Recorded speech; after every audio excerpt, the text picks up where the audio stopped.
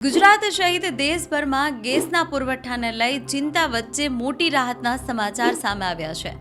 Persian ગલ્ફના હોર્મુઝ સ્ટ્રેટમાં ફસાયેલા ભારતીય જહાજોમાંથી LPG ભરેલું શિવાલિક જહાજ સલામત રીતે કચ્છના મુન્દ્રા પોર્ટ પર આવી પહોંચ્યું છે।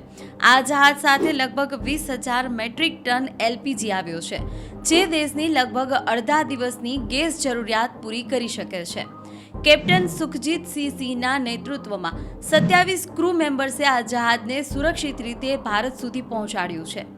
મહત્વની વાત તો એ છે કે રસ્તામાં કોઈ જોખમ ન રહે તે માટે ભારતીય નૌસેનાનું યુદ્ધ જહાજ INS વિશાખાપટ્ટનમ સતત એસ્કોર્ટ આપતું રહ્યું।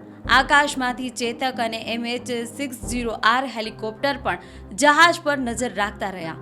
મુન્દ્રા પોર્ટ પર ગેસ ઉતારવાની તમામ તૈયારીઓ પહેલેથી જ પૂર્ણ કરવામાં આવી હતી। અહીં ગેસ ઉતાર્યા બાદ શિવાલિક જહાજ મેંગ્લોર તરફ રવાના થશે।